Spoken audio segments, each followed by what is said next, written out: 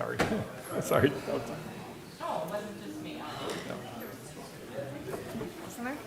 All right, welcome everybody. Mr. Coyne is not able to join us. His daughter is graduating from a program, but he'll be here for council. So I'm going to run the finance committee. The first thing we have tonight are the requests for council action.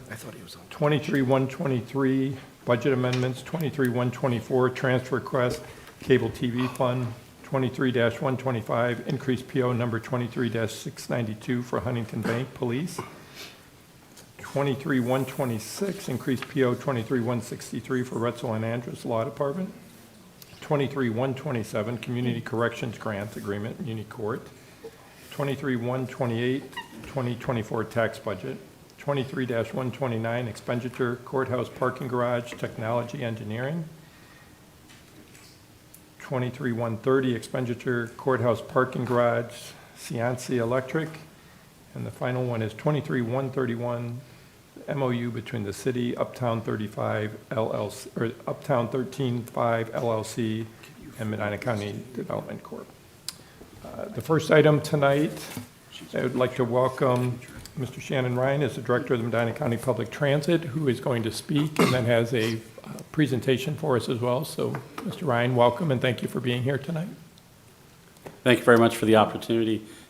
Thank you, Mayor Hanwell and City Council. I'm going to speak tonight about Medina County Public Transit new launch called Micro Transit, named MC Flex.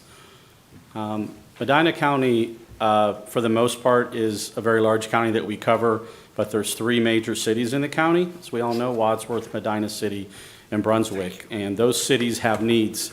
What we're determining is, and that next slide for me. Why microtransit? Why MC Flex? Several bits of feedback came in over the last 4 or 5 years about the need for more coverage, more transit. And for our resource levels, we felt that microtransit was something to try. And we're doing that. We've done that in Wadsworth, and we're anxious to get started in Brunswick City. But more transit flexibility in area coverage, less travel time for passengers, I'll cover that. Less fuel consumption, very, very important to public transit and all of us. Opportunity to build ridership, a great opportunity to build ridership for brand recognition and awareness of public transit in the county. And real-time technology, trip booking. You'll see that graphic there to show an Uber-like app. That is live. That works in Wadsworth City right now. We've seen some good results from that. So next slide. Places to travel, just a quick graphic. I'm not sure if everybody knows how many folks we transport. It's about 70 to 75,000 trips a year. And they go from everything from hospitals, home to hospitals, work, restaurants, social engagements. We have realized that we have a large need of public transit in the county. And I really feel strongly about the opportunity we have to grow ridership and grow public transit awareness, okay? About a year and a half ago, we had a lot of support to do a strategic plan, a 5 to 10 year strategic plan. We hired a consultant, came in, it was the same, just happened to be the same company that helped the City Council build the Medina City strategic plan. And you'll see there's an analysis there. I won't read everything to you, but you can see the hot points there, the high points, ridership points. The cities are obviously a great need, but there's also areas around the county, Seville, Lodi, and we really wanted to take a look at what could we do better, but the analysis showed us that we have an opportunity to do more. There's a lot of area that we're not able to cover in the county, and that's what we hope to be able to do more of. Next slide. I love data. I'm going to throw a little bit of data at everybody. And for the folks that are numbers, this is just real good results. 2022 March, 339 trips in the city of Wadsworth. This is Wadsworth numbers, okay? And you'll see that there was, in March of 23, 675. Double. Huge It was just a big success in March, and it's just gotten stronger over the last couple of months. So those numbers it's doubling each month. And then you look at the percentage of revenue miles. That's a number that we look at. So if you imagine the vehicle travels, say 160 miles on a day going to Wadsworth and doing that service, only 8% of the time there were passengers traveling on that bus. 8%. In 2023, it went to 44% of the time there was somebody traveling on that bus when it was moving. That is really strong numbers. I'm proud of my team. I'm proud to report that out as a great success. We're hitting the 45% range right now on a consistent basis. Okay? So we want to propose the Medina City Flex, MC Flex. This is the same hours that we run now. But what we're going to do is do something a little different, and I'm going to educate everybody a little bit and then talk about what we're going to do going forward. Right now, we run 2 buses on a traditional city bus schedule in Medina. It goes to 14 or 15 bus stops, and that's really good service, and we've done that for a number of years. But that's limited. Folks have to know the city bus schedule. They need to stand at a certain point, but it only goes to those pre-designated spots at those pre-designated times. And on Saturday, we run 1 bus, 9 to 5. Okay.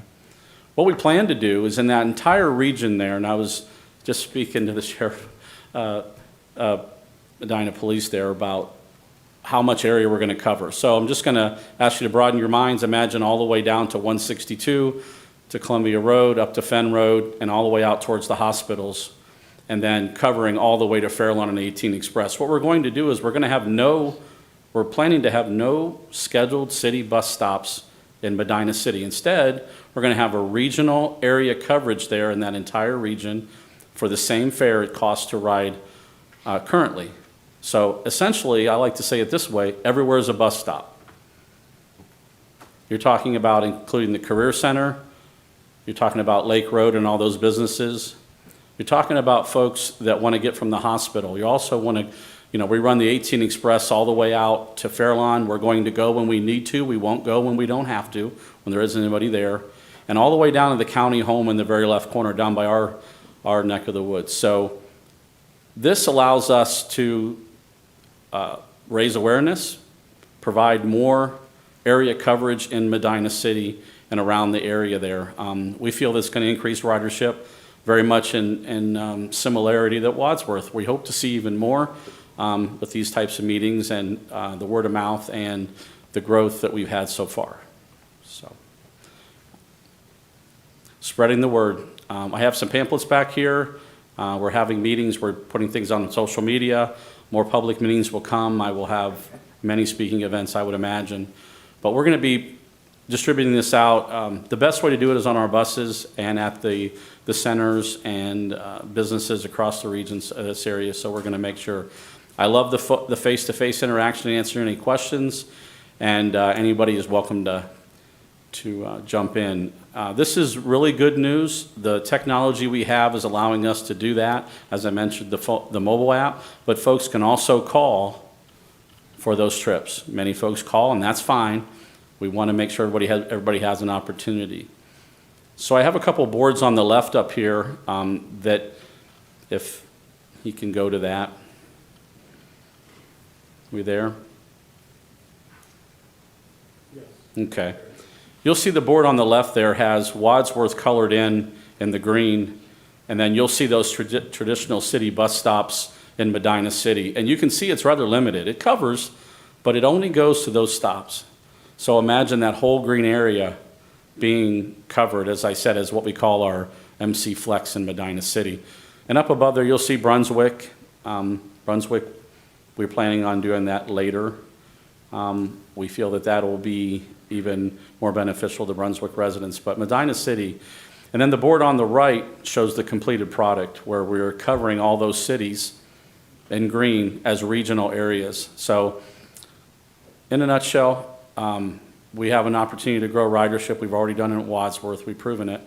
With the reduction in miles, reduction in fuel, increased ridership, and more public awareness, We're going to do some many more good things. I have a great team, a lot of support from the county commissioners, and I really say that that's very important in public transit.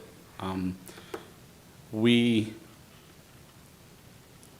are doing a really good job with the resources we have, and I say this humbly, but we could do more. And the need is growing, it's not going backwards. I get calls every day, what can you do? And I think what we're going to find out from the businesses on Lake Road, the Career Center, and the areas around, we're gonna see even more demand show up. And we're gonna meet those demands, but it's gonna take everybody pulling the same direction. So if I have any questions, please let me know. Danny? Sir, could you just, it's a remarkable program that you're going to be instituting, and the one that you already have. You know, we're so grateful for what you do. Could you just briefly just remind people that may be watching this in the future, how long of a timeline do they have to notify your office even when this is in process, or even just the regular transit that you have now? How long of a lead time do they need to notify you of a doctor's appointment or to go to the grocery store? That's a great question. I'm glad you asked that. The MC Flex, you'll be able to book a ride up to 2 hours in advance of that ride, preferably the day before, Okay. up to 7 days in advance. So if you realize 2 days from now you need to make an appointment to go, that bus will show up, take you where you're going. At the time you book your trip, you're going to book your return trip as well. Okay. But yeah, at least 2 hours at minimum, preferably the day before, up to 7 days in advance. Our countywide demand service, which I didn't cover, that's up to 14 days in advance, and that demand is very much in demand. Okay. Thank you for the question. Well, thank you very much. Reggie? I appreciate this program. I know there's a need, but I'm curious, what is the average age of your rider? The average age of the rider, Be careful. I will tell you that I don't have an exact number, and that's because it's changed. I did this a couple of years ago and looked at a demographics. The strategic plan that we have shows a little bit of numbers, but I remember in the strategic plan it was about 52 or 53 in talking about it. It has changed, even since in the last year. That's why I can't put a number on it exactly. I think it's lowered. I think with the support of Leadership Medina, we spoke to a lot of younger people that didn't even know they could ride transit. They didn't know it was for them. And when they found out, we've seen a younger ridership, especially with the introduction of technology. I think we're going to drive down that number, but I would say, I could comfortably say 50 to 55 would be our general age average. Thank you. My one question, can you just talk a little bit about how much it costs for somebody to use this? Okay, that MC Flex is $1.50 each trip. We do so a monthly pass, an unlimited monthly pass for $46. And we have a half price fare for those with a disability or seniors that qualify. And we have a number of partnering agencies that support funding for those folks that qualify for the agencies, such as Office for Adults, Job and Family Services, Community Action, Veteran Services. There's a lot of programs out there. I won't speak for them, but there is funding to support them at a local level. The commissioners have done a good job to position the agencies to have transportation needs met by those agencies. But $1.50 for a public rider each, every time you board. On the MC Flex, the countywide's $4. The demand service is $4 each way. Okay, thank you. Any other questions from council? Oh, Jess? Thank you, Mr. President. You're saying $1.50 there and $1.50 back, right? That's Not correct. round trip? That's Okay. correct.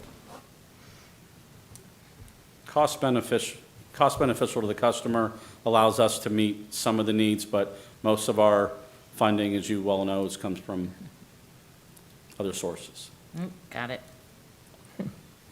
All right, well, thank you very much. We certainly appreciate it. We've been a longtime supporter and partner with the Medina County Transit, and we know it's a valuable resource to our residents, and look forward to, maybe you can come back in a year and tell us about the ridership for the Medina Flex then.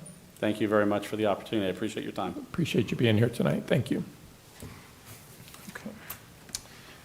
All right. Our next item is a follow-up from our last meeting, which is Medina Meow Mix additional funding request. I know we had asked for some additional information, and I know we got some of that information by an email. I'm not sure who wants to start with this. Was there any update?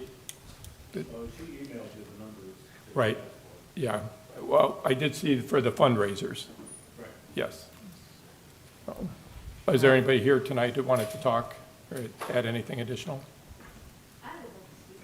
I don't have anything in particular with the numbers, but I did want to share. Okay, we'll have you go back to the microphone in the back there. Thank you. If you'll just state your name and.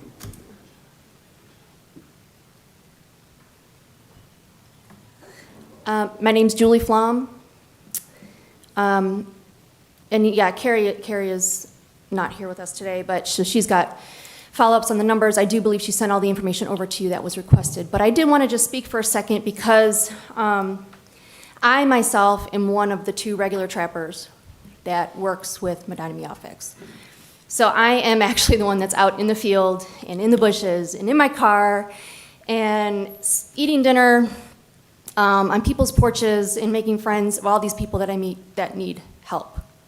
I am meeting these people, and the calls and the emails never stop. There's only 2 of me.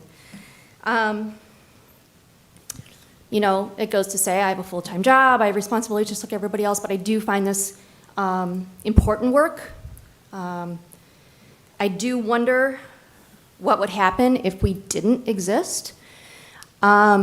People are very thankful for what we do. We just got done trapping 12 cats out of a neighborhood who said, "Thank God the city has this program. We don't know what we would do without you." We didn't know who to call. We didn't know what to do. Nobody will answer our phone calls. Nobody is taking on this work of these TNR cats.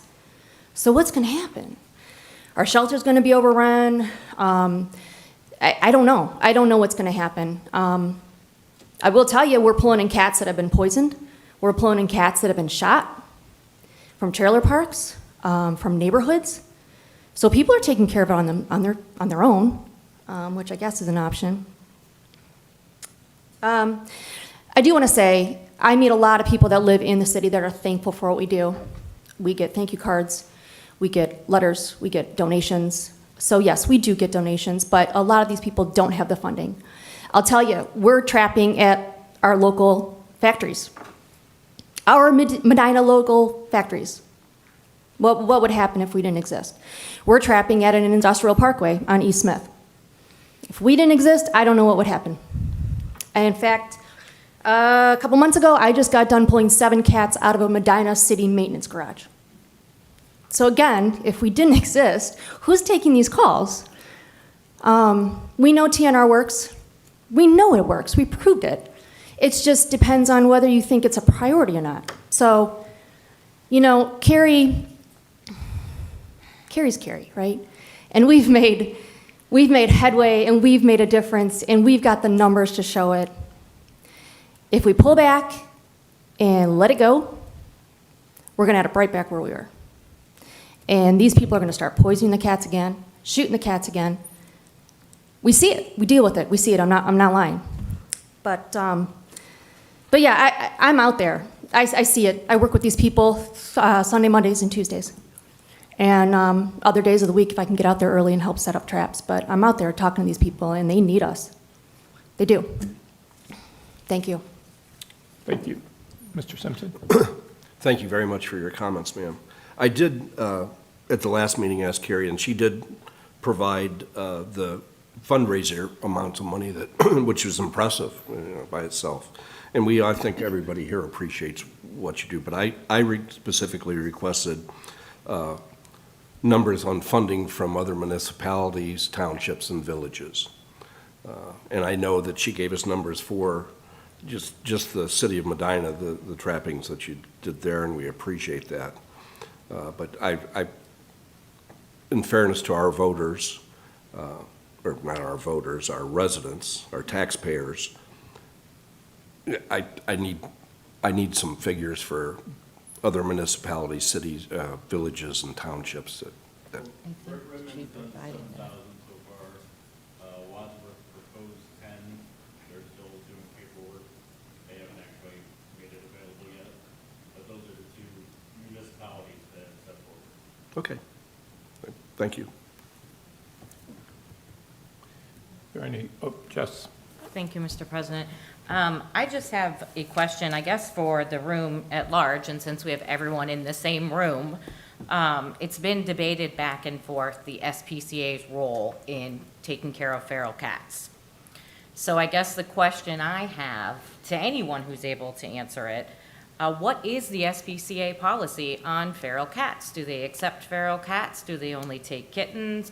What, if someone brings a feral cat in and it's been tamed, it's not a feral cat anymore, it was newly feral, so they were able to foster it and bring it in. What happens to those cats? Does that agency take care of that? Or is Medina Meow Fix the only agency that does handle those feral cat situations? And both agencies serve the entire county.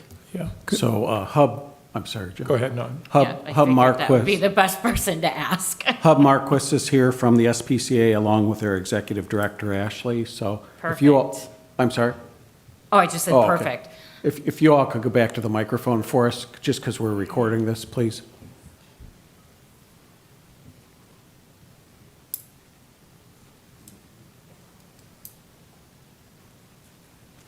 Good evening. My name is Ashley Owens. I am the new director for the Medina County SPCA. I personally have not worked a lot with Medina Meow Fix, so I've just kind of started with that. But to answer your question, when it comes to feral cats, our mission, we technically do not take them. We usually take sick, injured. Now, if they are injured, sick, we do take them. And then we address and treat them as we can. But when it comes to when it comes to feral cats, gosh, we just don't have the room to do it. So to answer your question, no, we don't. Okay. And what happens to them, that was where they were going to step in to do Okay. that. So if And- that sort of answers your question. Yeah, it Okay. absolutely answers my question. I Okay. just wondered if there were any other agencies that did take care of the feral cats besides what Medina Meow Fix is doing. I do think it's important for all of us to recognize that when we look at those fundraising numbers, that wasn't just dollars that were spent in Medina City. They're taking care of the entire county. So $20,000 is kind of a drop in the bucket. So what I also wanted to know, when you said you take in like sick or injured animals, what if those animals are feral and they're sick and injured? So, I mean, we address how to handle them. And then it just depends after that. You know, Okay. how sick are they? Can we medicate them? Can we care for them? There are times that, yes, we can take them in and they can become friendly, but I'll be honest, most ferals, they don't. So that's where they're best TNR and they like to live outside. but- Yeah. So. Okay. Thank you very You're much. welcome. I appreciate that. The SPCA handles about somewhere around 1,300 to 1,400 cats a year. And that's just cats. I mean, you Yeah. know, obviously we have dogs and many other animals along with that, but on the cat side, that's because back in 2012, I believe it was, we took over all the cats for the county, so that the dog pound, you know, the county shelter does not handle cats anymore. We handle all of those. And so they're only handling dogs, period. So we get everything else. And then where do the majority of the cats that you take in come from then? Are they All of kitten them. litters? Like, what, is someone just is rehoming their cat? We call this right now cat season. Kittens? So usually sometime in April till it could go as late as October, but say September, just all these cats, you know, get pregnant and then, Yep. you know, so we are able to handle most of them and we have a lot of volunteers that take, that take the cats, the kittens are born, they keep them, and then we bring them back in and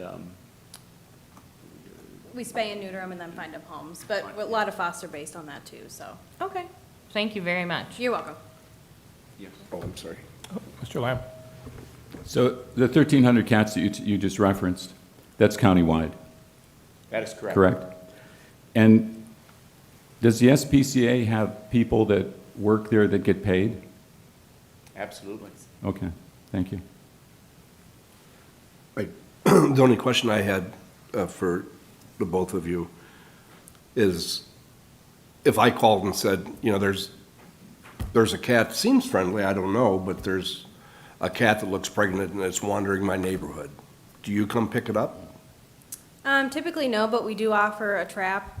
And more often than not, they are able to trap them and bring them to us that way, so. I mean, worst comes to worst, and there wasn't an option, we have worked with Medina Meow Fix to do that. We could go out there, but not typically. Okay, thank you. You're welcome. Mr. Lamb? I think also there are times that, and the police chief could answer this, is that if there's a call that there's a cat in the neighborhood, they'll call us to come out and pick it up. Yes, sir. That's what we typically do with a feral cat or a companion cat or any companion animal. As well as other animals along with that. I mean, if there's a dog running loose or something, we will go out and a lot of times our people will catch the animal, but the police department usually is nearby to back us up if there's, could be potentially trouble or somebody is upset about something. They're there to help the situation. Mr. Lamb? So if somebody calls up, which the question was, what Councilman Simpson, and says they have an issue with the cat, could be feral, and you offer them a trap, so you would presume then that the people that you offer the trap to would be Able-bodied. able, in condition, willing to go trap the feral cat, the possibly feral cat? Because my understanding about trapping feral cats is it's not just a simple thing, but so if you give people, how many people actually say, yeah, give me the trap, I'll go get it? I mean, what if you're 70 years old, or what if you're an older person? What if you're a younger person who really doesn't want to get involved with the feral cat? Because I'm not sure that that's something that most people think they want to do. Am I correct? You're correct, yeah. So luckily enough, we don't run into that often, and we don't really rent out that many traps. I think because Medina Meow Fix, more people have heard of them. I think a lot of people are reaching out to them before us when it comes to that. But we have made exceptions. If there are, older people who do have a hard time, we have sent out our humane officer to help them as well. So we accommodate as much as we can when it comes to that. Sure, right. And so if somebody does want the trap, then you rent them. Well, basically, just so we make sure we get our trap back. So like, they just You put do like a a deposit? deposit down, Okay. yeah, and then they get their money back, just because we were missing a lot of traps. So it's just to ensure we get it back is all. And it does, so. So do you think it's a help probably to what you do that there is a completely volunteer organization that is fundamentally self-funded countywide, Yes. that is taking care of not only the phone calls, providing the traps, housing the animals, having them spayed or neutered, not calling the police in to have to come, because police, I think, are paid as well, not calling in a paid employee from the SPCA. Is that 301 cats from the city? Would you consider that to be a help? Yes, I do. The small amount that I've worked for the organization when it comes to this, they have been helpful when it comes to that, so. See, because I think one of the things that's the phenomenal things about this organization is that if we look at what we do in the city, it's really a blessing that we would have a group of people that were that concerned about a community-wide issue, one that is about animals that, as we talked about at length when we debated this issue in the beginning, I mean, the life of a feral cat is not a pleasant thing. It's really a very hard life. that we have a group of individuals who decided to address an issue, a citywide issue, do it on a volunteer basis, raise money on their own, expand the program countywide because they also recognized that the program wasn't just here within the city limits, but it was countywide, and raise the money to do that, and to do it with no paid employees, right? And to do it efficiently, effectively, buy the equipment, store the equipment, buy the food, organize with other groups, work with you, work with other organizations, go to other communities to raise funds, put on fundraisers, which anybody that's put these kind of fundraisers on knows that's a lot of work in itself, right? That this really speaks, I think, to one of the really wonderful things about the people that live here in the city. And it also speaks to our humanity, because this isn't a program, in my opinion, that we would be looking for a return on. Most of the things we donate to, we usually trumpet, speak out about how beneficial they are to the economy of the city. We speak to that return. We donate to Main Street Medina. Tens of thousands of dollars. They provide a huge benefit to the city, and every year they come back and they tell us how much money they have brought into the city, and that's a good thing. But this program speaks to something that's really good too. It just doesn't have that economic return. And I wouldn't want to be on a board here, right here, if in fact that's a necessity for us to come up with a little bit of money to pay our part to have the cats just in this community, the feral cats, and to help all the people that need that help, to have that done by a group of volunteers. The money that's been raised by this group has been raised to do this countywide. The money that the city has contributed so far, that money's all been spent right here in the city.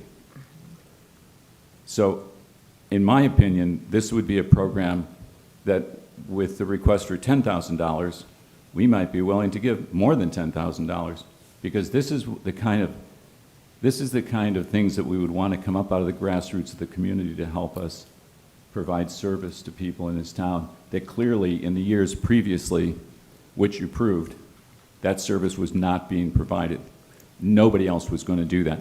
Nobody else was going to go out, as you spoke to, when you're working full-time and go catch feral cats and not get paid. Thank you. Can I ask while you're still there, is there any scenario, I know when we first started this, SPCA was helpful with I think, running some of the money through or taking the donations first. Is there any scenario where we could come up with where this money could go through the SPCA if we were to give more money to this program and then have the SPCA oversee it, because we already deal with the SPCA? I'd like to weigh in on that for a minute, Jim. Sure, Mr. Huber. I have never been a fan of the city council giving money to a 501c3. I didn't feel comfortable very much when Main Street got started, when Jane started it.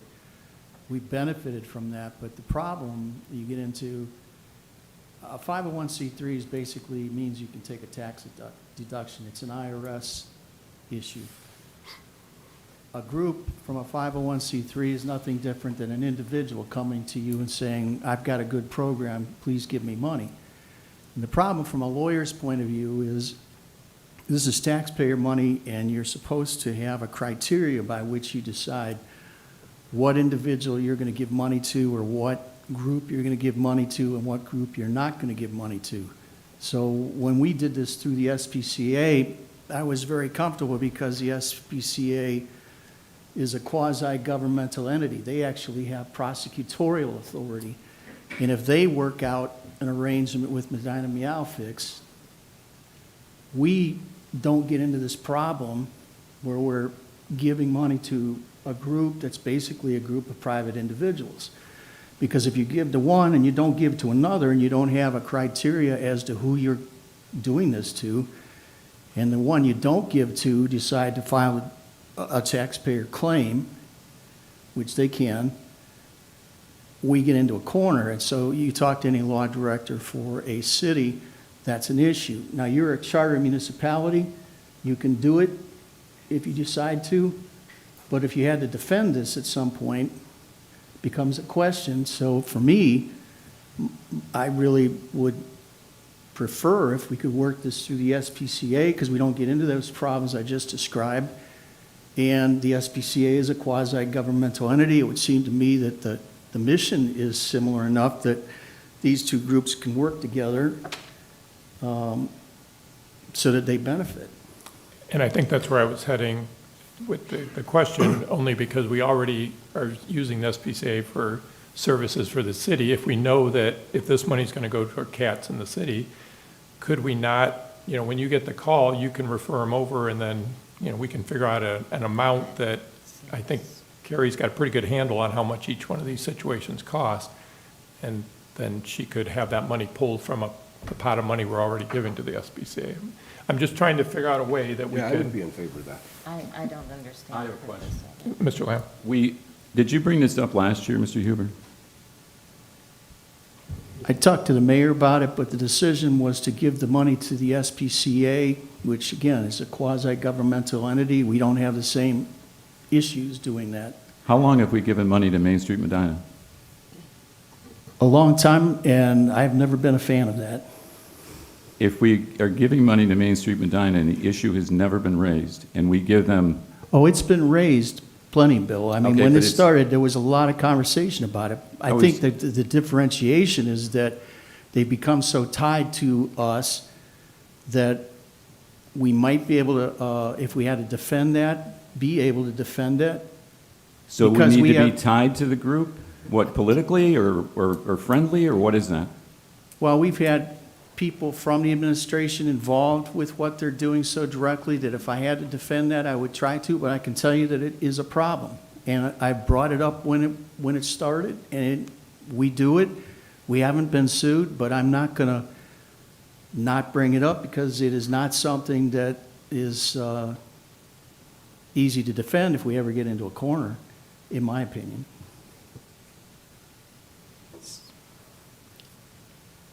Ms. Hazeltine? Thank you, Mr. President. I guess to your point, I don't see a reason for it to be funneled through the SPCA. Originally, the only reason that we did do that was because Medina Meowfix had not secured their 501c3. As far as donating to 501c3s, as Mr. Lamb pointed out, we haven't been sued over Main Street Medina. We donated $2,500 to Cups Cafe during the COVID crisis. No one sued us over that. In fact, Huntington Bank doubled that amount and donated it to Cups.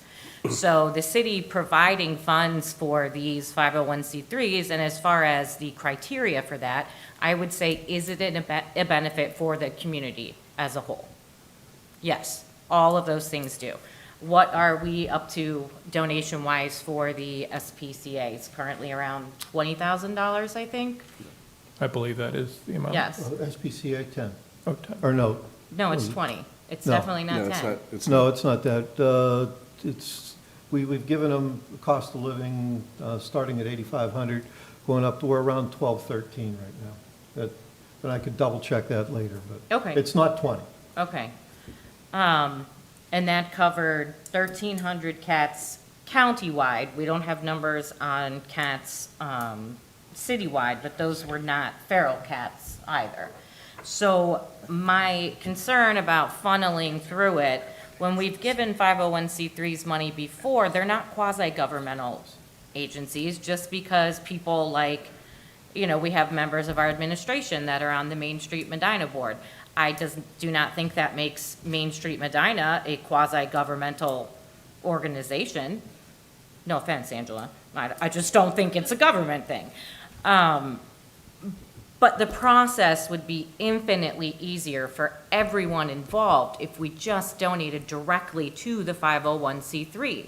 A lot of these situations are immediate situations. I know that the Huff family and many other people on that board and people that are involved in that have had to put their own money out before they can recoup it from fundraisers and things like that. So when you're funneling through the SPCA, you can't get those funds immediately because there is that stopgap in between where, how far does it go? Does the SPCA have to approve that this is an okay use for the funds that we gave them? I just think you're adding an extra step that's unnecessary. The delay in the payment was mainly due to make sure that the cat was in the city. I'm sorry? If there was any delay in the payment, it was to make sure that the cat was in the city as opposed to being in the county. Yes. So that is exactly my point, where Okay, there I'm are just- delays in payment, and private citizens that already work for free are having to put their own money into it. So I definitely think that it would be a benefit if we would support Medina Meowfix in the way that we support the SPCA. The SPCA has provided a tremendous amount of benefit to the city of Medina. I had a problem in Ward 1 several years ago. It's the exact reason why we donate to you, because we need someone to take care of those issues. But we also need someone to take care of these feral cat issues. And as a council person, someone who's listened to my residents and how much improvements they've seen since Medina Meowfix was formed and what they've been able to do with their funding, I would not be okay funding the SPCA and not Medina Meowfix. They're obviously two very beneficial services to the county. The money that's come up for fundraising, again, that was spread countywide. That was not just citywide. Same with SPCA. Their money is spread countywide. So I do not know off the top of my head, is Steve still here somewhere? If the commissioners donate to the SPCA or not, which would certainly make sense in my mind. Yes, they do Yeah. basically because of the cat situation. Okay, but not feral cats, just cats That is in correct. general? Okay. So that's my opinion, is that I think that going through the SPCA would be an additional step. None of the other 501c3s that we've dealt with or donated to have been quasi-governmental entities. I think that the qualification, if you will, for giving money to these 501c3s is that they do provide a benefit to the city. The SPCA provides a benefit to the city that is much needed. Medina Meowfix clearly provides a service for the city that is much needed. Main Street Medina provides a service for the city that is much needed. That's the criteria. Is it helpful to our residents? Is it helpful to our taxpayers? Is it a good use of their funds? Well, let me ask this question. What would be the downside of working this through the SPCA where we clearly have a umbrella of protection? when Why do we give need out? protection? Well, I just explained it. We There's no don't precedent for typically it. give money to a 501c3 organization. It's just not, it's atypical. We give it to Main Street Medina. But we also have a lot of administrative tie-in with Main Street Medina. And that makes it sound Does that very make it safe? political and That makes dishonest it when you say it that defensible way. in court much more so, as opposed to. So you think pri- we're going to get sued over $5,000 or $10,000? Well, you. When other cities have You've donated brought money up to this before, group. Bill, that we may get sued over a lot of things we do, and I agree with you, and maybe that's a risk that the council is comfortable with.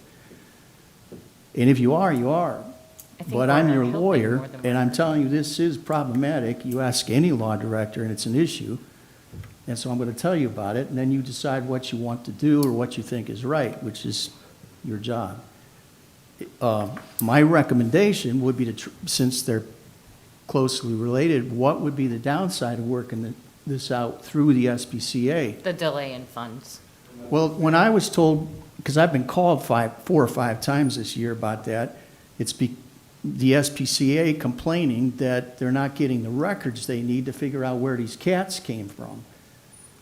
And so Well, if we could maybe fix, because if the- we could maybe fix that because the issue, group is then volunteers. maybe we could work this out. I don't know. Maybe because this group, Greg, are volunteers, so maybe it is a little bit more work because these people are working full-time. These are not paid employees. So if we can't give this money to these people, I don't buy that argument of yours that because some members of the administration happen to sit on Main Street Medina, Yeah. we have debt for year after year after year, tens of thousands of dollars to Main Street Medina, not including the money that we spend beyond the money. Well, for but whether, setting. whether you buy the argument or not, it's a straight up fact, what I'm telling you. It's an issue. I think it's a fact. In my opinion, it seems to me like we're basically anti-animal. I mean, we're good if we think we get an economic return on our money, but for the rest of it, it's not a service we care about. We don't really care about it. That's my opinion. That's my fact. I don't think that's true. I'm just bringing up a legal issue as to how we dispense these monies. It doesn't have anything to do with the animals, or whether it's an Really? animal or not an animal. Not from what I'm talking about. Well, maybe we should put some administrators on their board. Would that satisfy it? Well, apparently the problem is record keeping for what SPCA has been telling me. I don't know what that's about. I believe Mr. Huff could probably speak to that. Well, I don't understand why we would have a nonprofit group that is paying employees, spend their time and pay them to go over the same numbers that we're going over for another nonprofit. It's a waste of their money. It's inefficient. To pay an employee out of their funds. Well, here again, the SPCA is a quasi-governmental entity. They are recognized by the state of... No, they're more than that. They actually have separate prosecutorial authority. They are a quasi-governmental entity. So if we could work this out through those folks, we don't have a problem. But if you don't want to do that, that's your call. And I didn't bring this up to have everybody get upset. I was trying to find a compromise here to address an issue that I think we all appreciate what Medina Meow Fix has been doing. I'm just trying to take everybody's point of view and see if we can come up with a compromise to get the funds to where they need to go. So I know Mr. Simpson wanted to talk, Mr. Rose, and Mayor, I think you did as well. Yeah, over the years, there's been several issues that have come up that our law director that represents our city has given an opinion as an attorney that the administration has recommended and the council has approved. And I understand exactly what Mr. Huber's saying. I like your suggestion. I don't think it's going, it would any way, shape, or form hurt what Meow Fix is doing.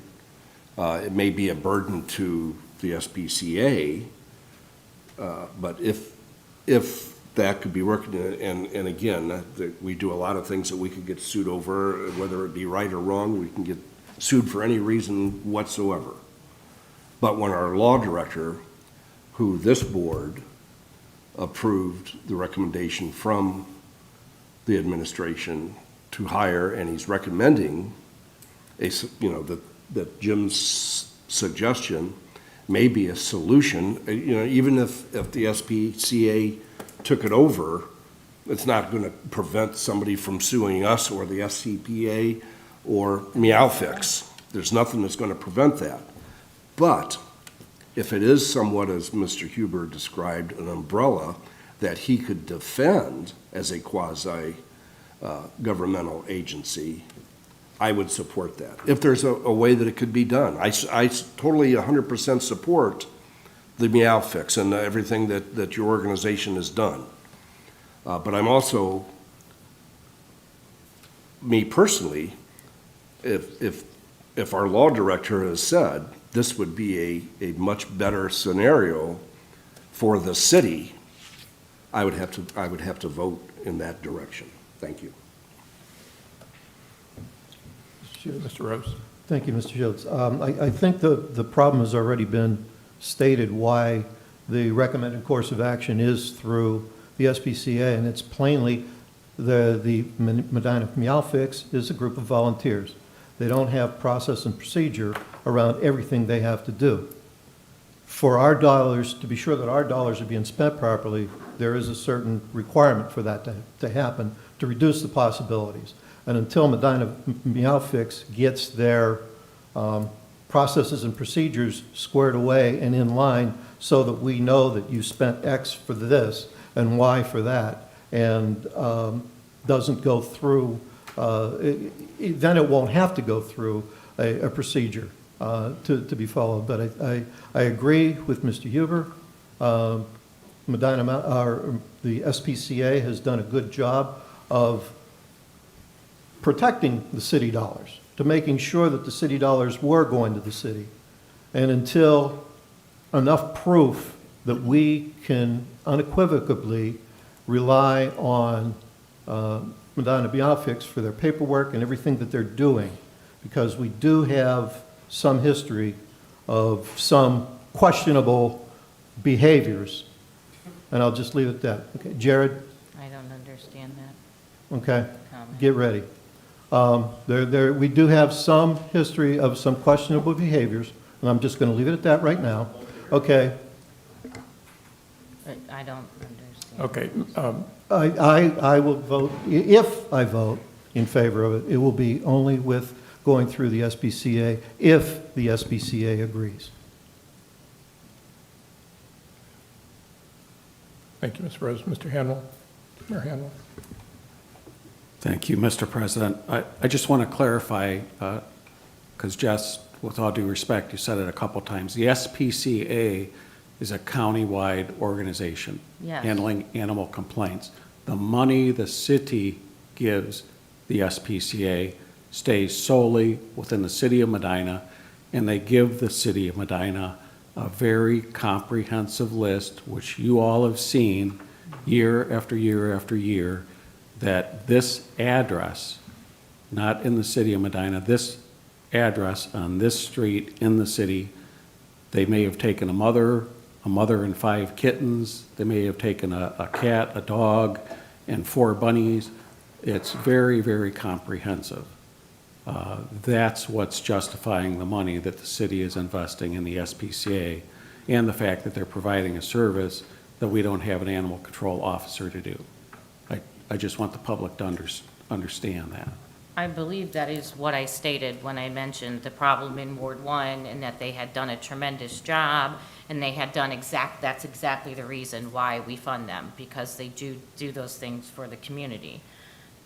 So I guess I'm not really sure what you were trying to clarify. I'm well aware that the money the city of Medina gives them is for the city of Medina. I wasn't under the impression that they were taking city dollars and using them countywide.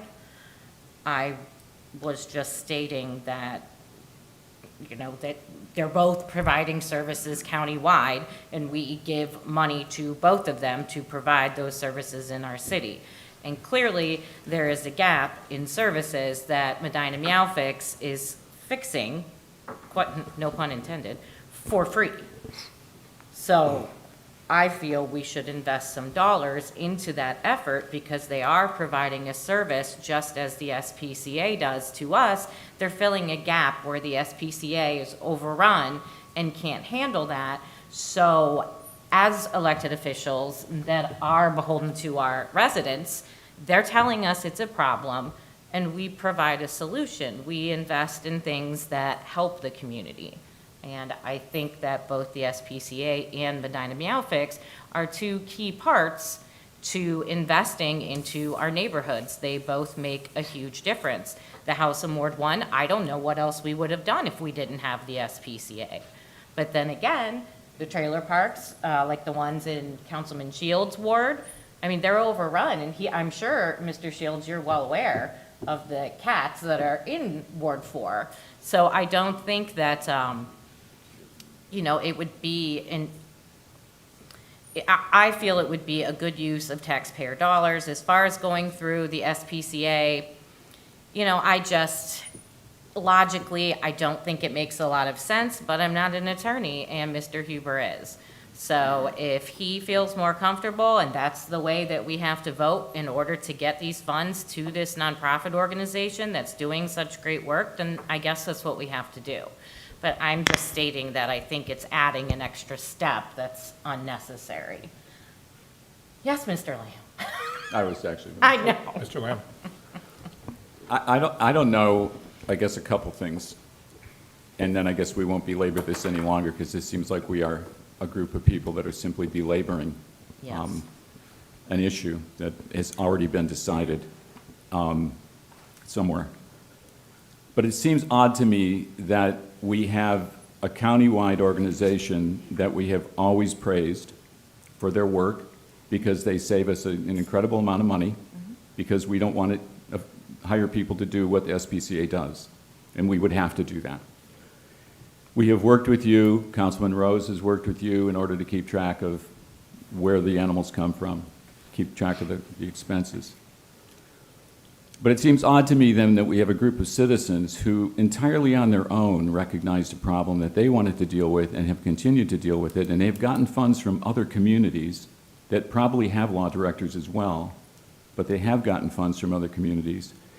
And I think an indication of the support in the community, the broad community here, is the great amount of money they've been able to raise, I think is an indication of how thankful people are that this organization exists. But it seems odd to me then that we as a government take an organization that's countywide and then a group of citizens that are here that we've already donated money to once as a pilot program, and now we are trying to, first of all, not give them directly the money, but to hook that group, which is a 501c3, financially into another organization to distribute their money.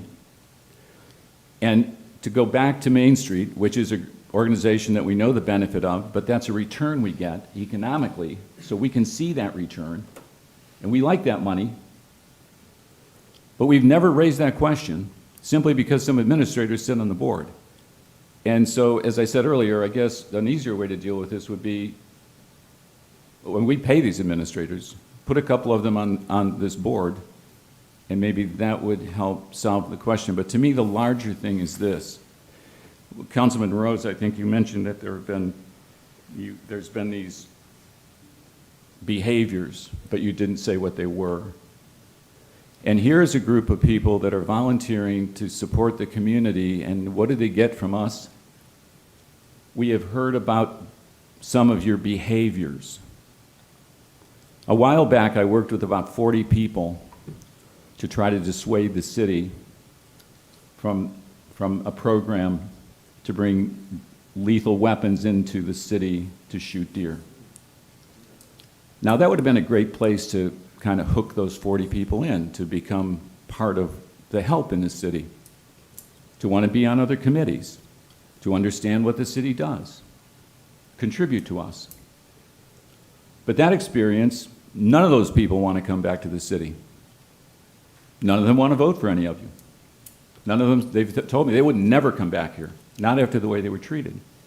And this group, if I came here and had done the things that these people have done, actually done, not just sat here and talked in suits, but gone out and done, provided a real direct human service to people, and what they get back is, I've heard of some behaviors that I would have to have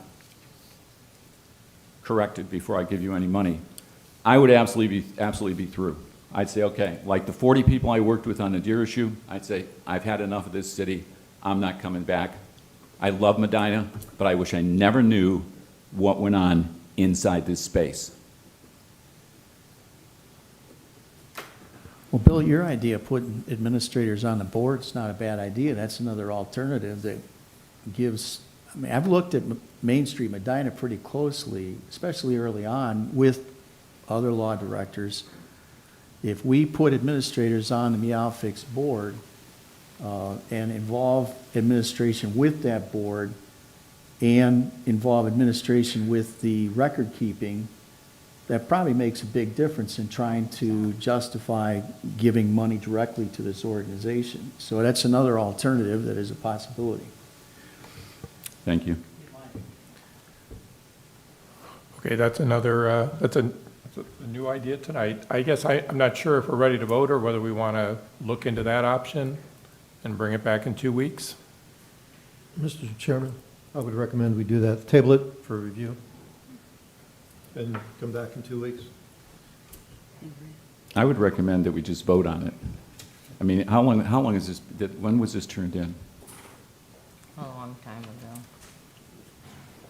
May 22nd. Thank you. It's a month ago. Yep, 2 meetings. Okay, that's not a long time in the big scheme of how we look at It's things. a long time to talk about something. We've had 2 meetings of just talking, and now we want to have a third one of just talking, possibly voting.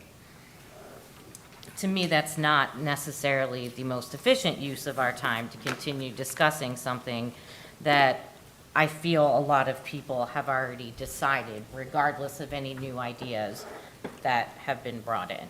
What people are you? My fellow council members, I think that you have, I mean, and I can't speak for everybody else.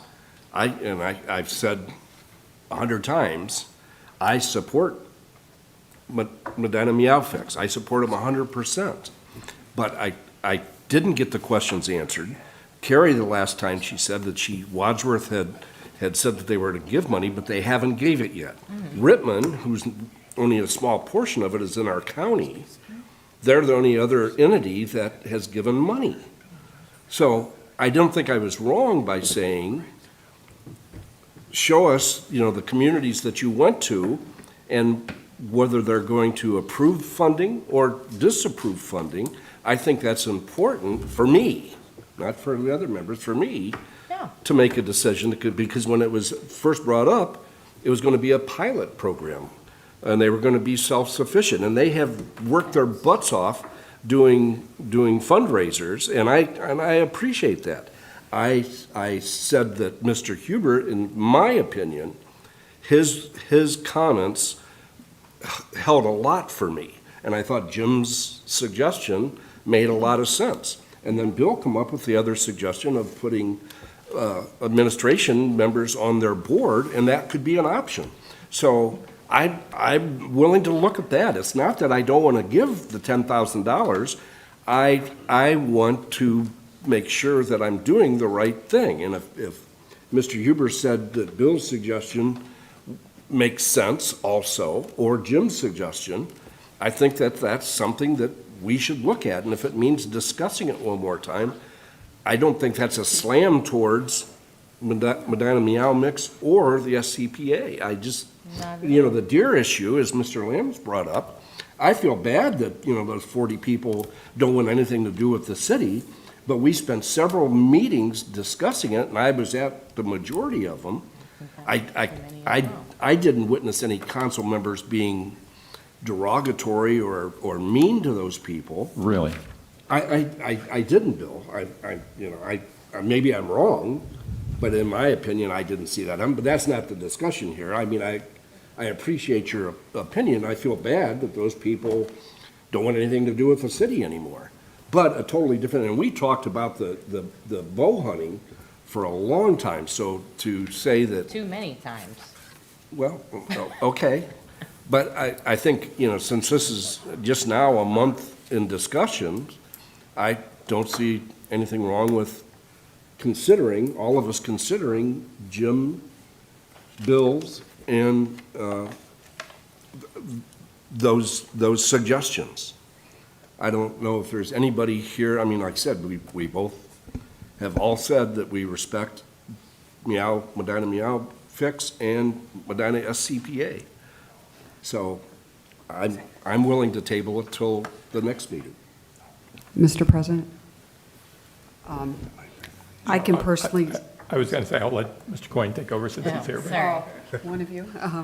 I can personally say that I have benefited from the Meow Mix Fix in my neighborhood. It has been a blessing. But I also wonder if there couldn't be more coordination between your group and the SPCA so that we don't have these continuous back and forth issues about should we, shouldn't we give money. I've seen the benefit. I know you guys do a great job. But I'm not opposed to tabling this to give these new recommendations a deeper look. Thank you. Sorry, I just came back. I had a graduation to go to, but any other questions? Jim just filled me in a little bit about what was going on with the discussion related to the Meow Fix and the two ideas, either to table it or vote on it now. It seems like I did have a discussion prior to this meeting with Mr. Huber from a legal perspective, and I was enlightened a little bit about, and I've always said this, I really don't like giving money to 501c3s from years ago, just because we're using taxpayers' dollars and we're responsible to make decisions. And I always have a concern about doing that, because once we do it for one, everybody's gonna come to our door and everybody's gonna want money. And how do we make the decision on who benefits and who doesn't? Because I think we have to be fair, because there's a lot of good causes out there. But from my perspective, whatever council collectively would like to do with respect to that, again, hearing the discussions and not being involved in them and talking to Huber, I'm more in favor of using the SPCA because they're a quasi-governmental entity related to giving money to rather than giving money directly to a 501c3. But I don't know where everybody else stands on that, but that is just my opinion on this. I think it was a great idea giving the money to begin with to Meow-Fix because they did a great job in the city. But again, we can't continue it, and I would not be in favor of continuing that because just of the 501c3 and the legal nature of that, because I just feel uncomfortable with, after talking to Mr. Huber, from the legal perspective of that. But I guess it's up to the council as a whole what they want to do, and it seems like the decision to be made tonight is whether to have a vote on tonight and making some type of motion and a vote on it, or tabling it for further discussion. I think that I'm correct from where we stand on that. So I guess what I would suggest to do to keep the meeting moving on, because we still have a lengthy agenda for 25 minutes, is to see if anybody, what the flavor is to table it. What is the council's, members of council's feeling on tabling it? I think Jim told me, I know Bill and Jess don't want to table it. You'd like to vote on it tonight. But what about everybody else? You said you'd like to table it? You said you'd like to table it, I think?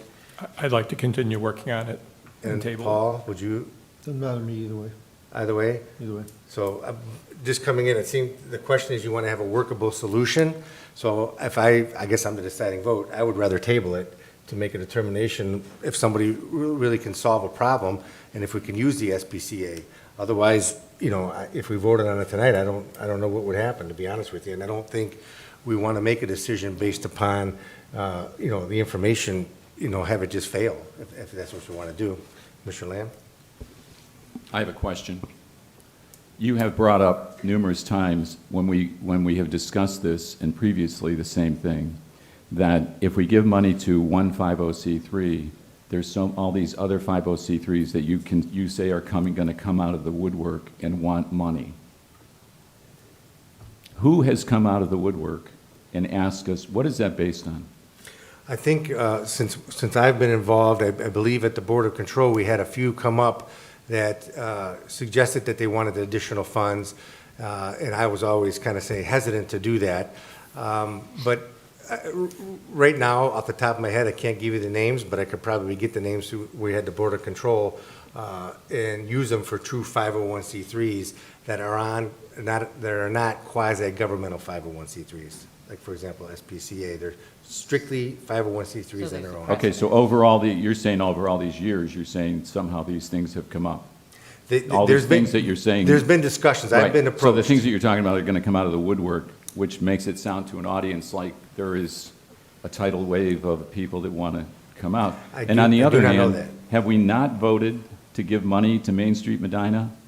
Is it a 501c3? Main Street Medina is a 501c directly related to doing only things related to the square, and it's a unique entity that's derived from the Ohio Revised Code, I believe, that allows cities to revive their downtown areas. It's a little different than a strictly 501c3, because there's different types of 501c3 accreditation where you got to get from the federal government. There's things that you apply for under the 501c3, as you know. And Main Street Medina is strictly there for the sole purpose of the square. That's pretty much it. And Mr. Coyne, I did want to let you know, Mr. Huber brought that up. We had a lot of discussion, and he said one of the other distinguishing characteristics is that we have administration that serves on the board, which was another idea was maybe administration could be part of Meow-Fix. So that was one of the other Well, ideas. that could solve a problem of 501c3s coming to the city and saying they just want money. Say, if you want money, then we got to serve on your board, and either they're going to like that or not. Because that'll give you a closer eye on how taxpayer dollars are being spent. That's my biggest concern. We are here spending taxpayers' dollars, and if we give them to an organization and we're not accountable where that money goes, we're the ones that are in trouble. Because it's our job to make sure that the money that is raised through taxes of the city are spent on the city, and that's it. They can't be spent anywhere else. Thank you, Mr. President. I guess my fear in tabling it is that we are approaching our break.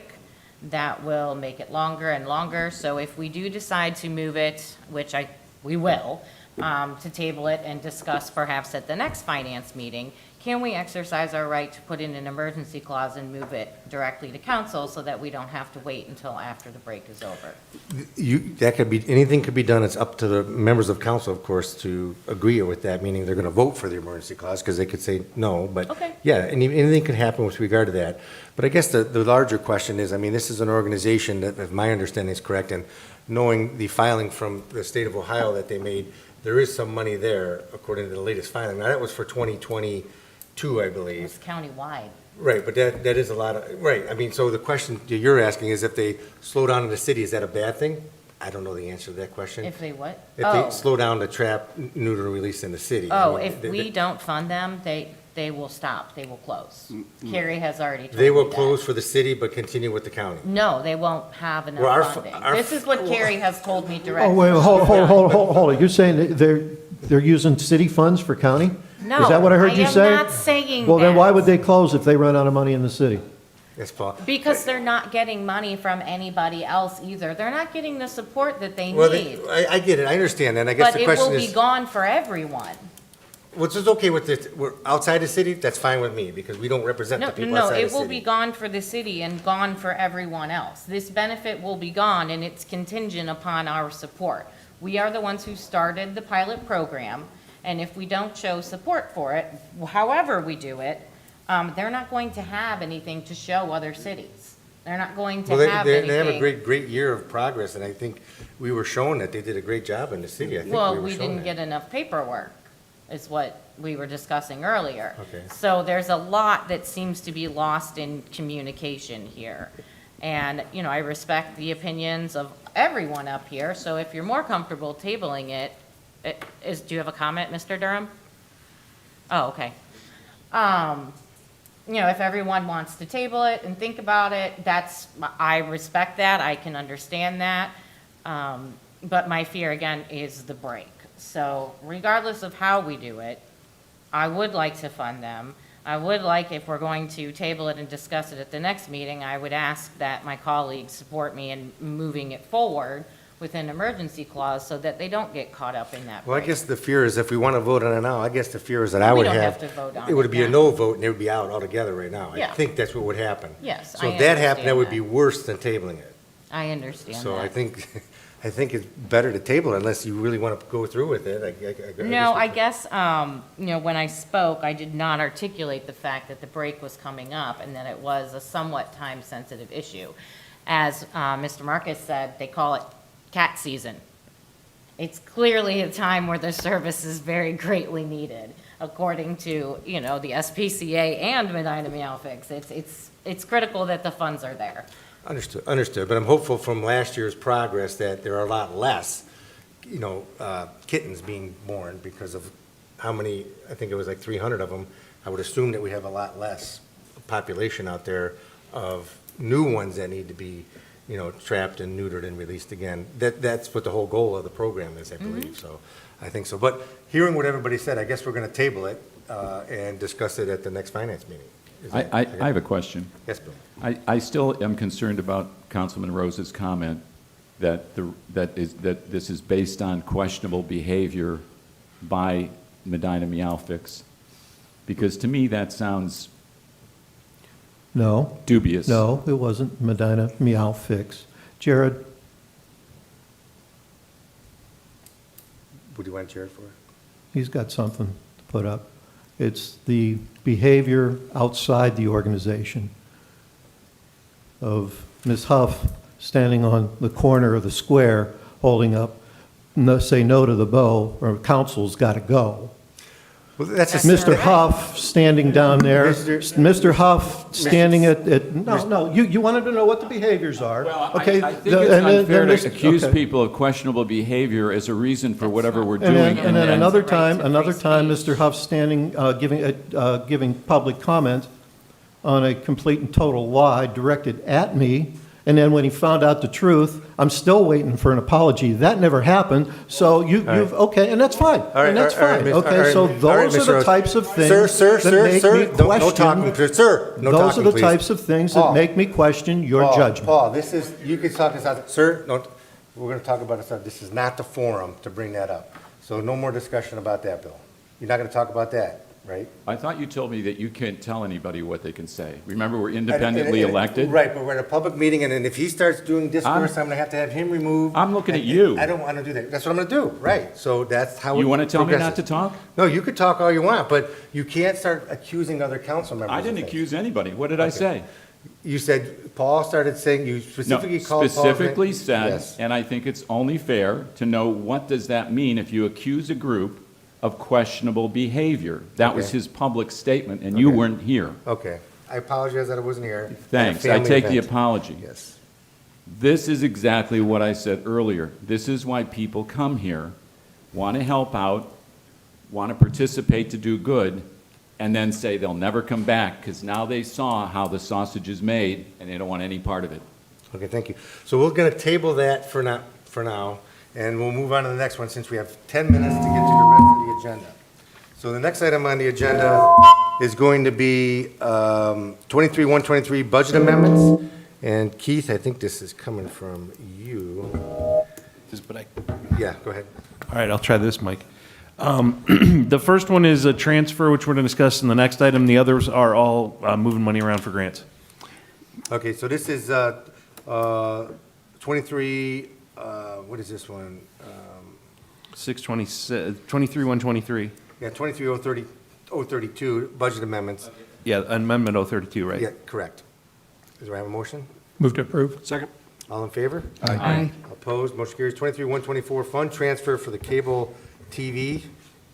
This matches what we did last year for cable TV. As you know, with cord cutting and so on, the cable TV fund has a lot less revenue than they used to.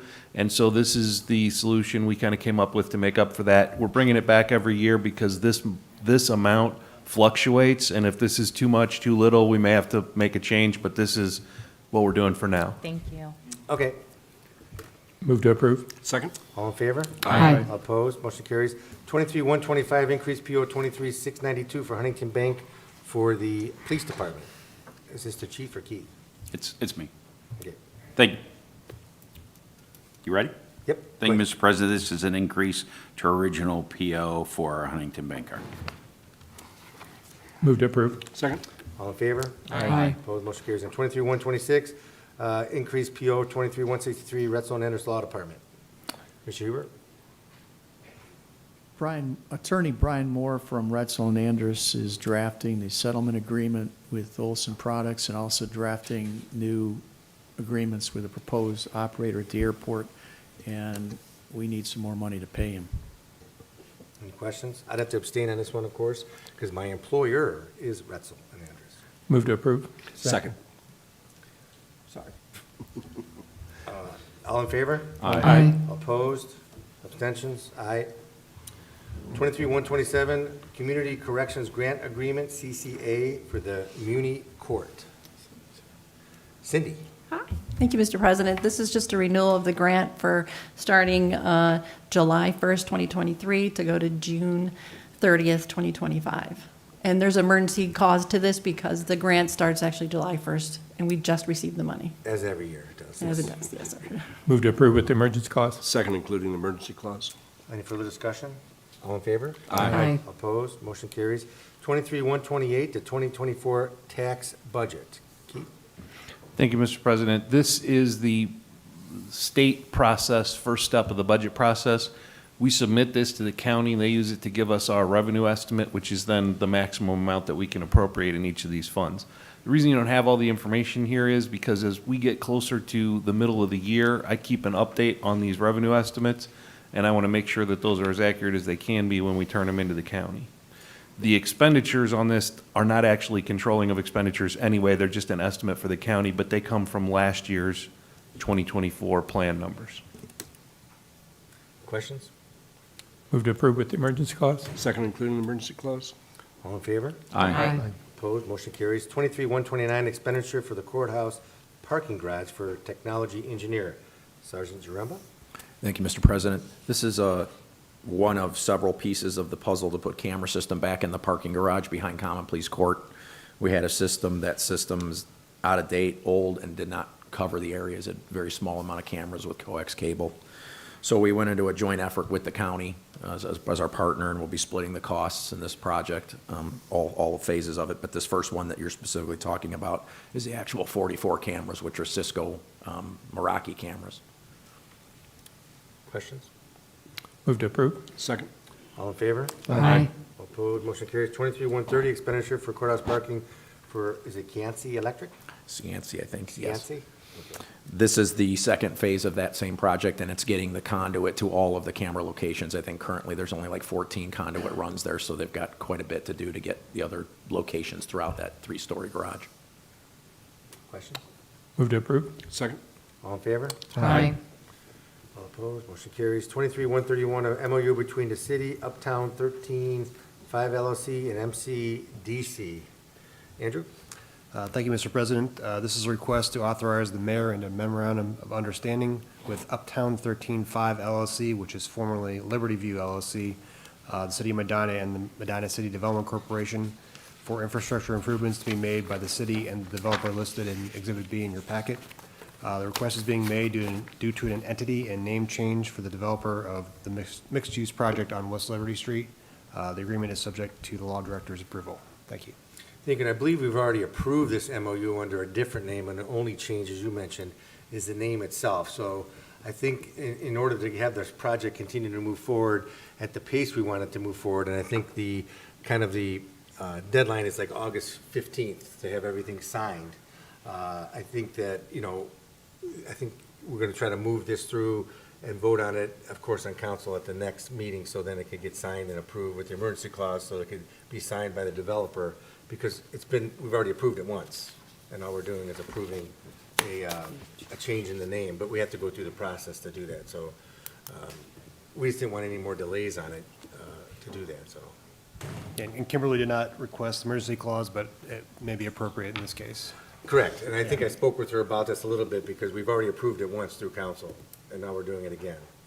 And all it's changing is the name, so, but we have to do it, so I think. So add the emergency clause. Yeah, I'll make a motion, subject to final approval of the law director with the emergency clause.